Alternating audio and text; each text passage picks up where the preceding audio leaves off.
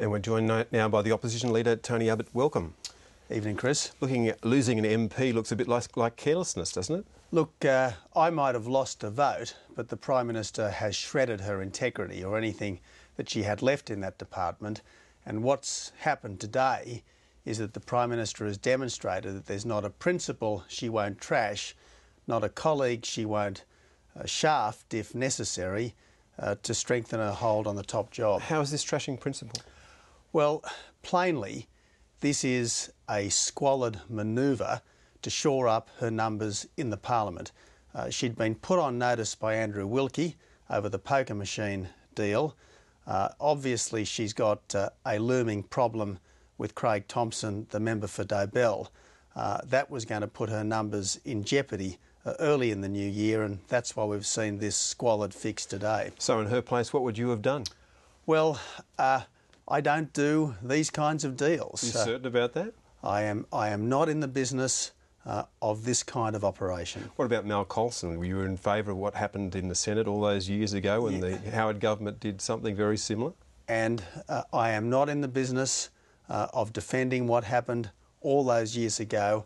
What happened today was a squalid political fix by a government that is increasingly in crisis. This is a government which lost control of our borders, lost control of our budget. It's in danger of losing control of the Parliament, and so they've lost their Speaker to try to shore up the Prime Minister's position. In fact, she's now more in control of the Parliament than she was yesterday. Well, let's wait and see. Let's wait and see, Chris. Andrew Wilkie has put her on notice. She's got a Craig Thomson problem, and now, if I may say so, she has got a non-Labor Speaker that she is going to have to rely on, as well as the Greens and the Independents. If anything, this is a government which is more fragile, a Prime Minister whose position is more tenuous, and I think it won't be very long at all before people are saying what got into the Prime Minister to do this. Yet again, it's her judgment that will be in question. All the people that you mentioned now have a very big vested interest in making sure that this government goes full term. You're the only one who thinks that it will go short term. Well, the government will go for as long as the government does. The trouble is, it is a very bad government. I mean, this is a bad government getting worse. There's the carbon tax based on a lie. There's the mining tax based on a secret deal. And of course, there's the border protection fix, which just isn't working. Doesn't this reflect on your leadership? If Anthony Albanese could see that Peter Slipper was gettable, why couldn't you? Well, I'm not in the business of ordering a Speaker to resign and then doing this kind of deal. What about tending to your own party, though? The LNP, there'd been problems with Peter Slipper for a while. You knew his pre-selection was under threat. You knew that last year that he went against your ruling in going for the Deputy Speaker's job. Obviously, Peter Slipper had some problems with his pre-selection. Lots of members of Parliament from time to time have problems with their pre-selection. In the end, the only people who can deal with that are the member concerned and the local party organisation. But the fact is, this happened today because the Prime Minister forced a good Speaker out of his job to bring in a new person to shore up her numbers in the Parliament, because she knew those numbers were going to evaporate in the new year. What at all is wrong in a Prime Minister shoring up her position in order to make sure that she can put through the kind of program that she wants to put through? And they've been quite successful at that recently. Let's wait and see how this all unfolds. Look, I accept, Chris, that the Prime Minister minions are running around the press gallery saying, haven't we been clever? Isn't this fantastic? And inside the Beltway, that may well be the case. People think, my God, she is so Machiavellian, so brilliant. But as far as the public are concerned, this will look like a very squalid manoeuvre by a Prime Minister who has no integrity whatsoever. They think this is an incompetent and untrustworthy government, and what happened today will reinforce that. The Prime Minister's made one strategic gamble, and that is that her government will go full term, and over the course of time people will see that it's better than you say it is.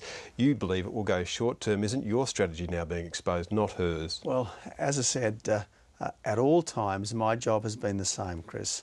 It's been to expose the flaws in this government, and to be a credible alternative. And you know, at the heart of being a credible alternative is not being completely unprincipled. And that's what we saw from the Prime Minister today.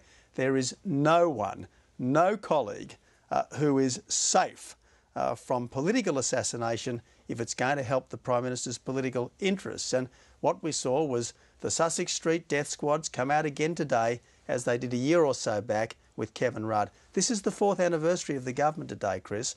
Did they want anyone to mention that? No, they didn't, because the last thing they wanted was to stress the fact that the person leading the government today is not the person who was leading the government when it came into power 4 years ago. And you play politics harder than anyone. Are the people expected to believe that, faced with the same circumstance, you wouldn't have done exactly the same thing?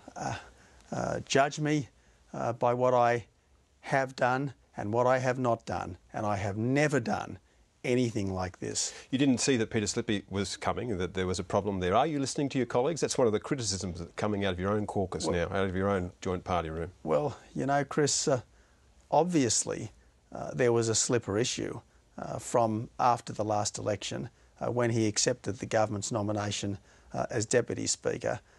That was when, if you like, the deal was originally done. I suppose the deal was sealed today, but the added ingredient is that we've now seen a Prime Minister prepared to order out of office a good Speaker in order to shore up her numbers in the Parliament. Is your short-term strategy being exposed, do you think, at the moment? Some of the fixes that you've got in superannuation, for example, recently you said that you're going to keep the superannuation guarantee lift from 9 to 12%, and yet you're going to get rid of the mining tax. How are you going to manage that? Well, the interesting thing about the mining tax is that the government is going to be $6 billion short by the time the tax is in. They're going to spend $14 billion. They say they'll raise $11 billion. No one really believes them. They've got to give $3 billion back to the states. There's a $6 billion hole. Now, by abolishing the mining tax, that's going to be a $5 billion boost to the budget bottom line. So that's not going to be a problem at all. That's going to improve the fiscal position of the Commonwealth. By abolishing the carbon tax, we're actually going to be $4 billion better off to the bottom line of the Commonwealth. This government is so hopeless that it can't even impose new taxes without losing money. Why isn't your own side convinced by that argument then? They see themselves, this is what you've just said, as voodoo economics, that in fact you are now getting a big ledger of bills against the government, against what would be a future government that you can't pay. And are you trying to tell me, Chris, with a straight face, that the political situation of the opposition is problematic and that the government's political situation is strong? Is the government finishing the year better than you expected it to? This government is finishing the year in exactly the same way it started the year, revealing itself as utterly unprincipled, utterly focused on hanging on to office, not interested at all in the Australian public and their welfare, only interested in their own survival. There are shades of 1975 hanging around this government now. They can't control their legislation in the Parliament. A whiff of scandal, and now they've lost a Speaker. Gough Whitlam revisited. What do you make of a man, Peter Slipper, who used to be a member of the National Party and left them, used to be a member of the Liberal Party, left you today to become the Speaker in a Labor government? Well, it's not what I make of him. He's not my man. He's the Prime Minister's man now. It's what she makes of him. It's what she says about him, because now she's the one who has to defend him. The Liberal Party, of course, know him better than anyone. Are there things that the public should know about Peter Slipper that you'll make known?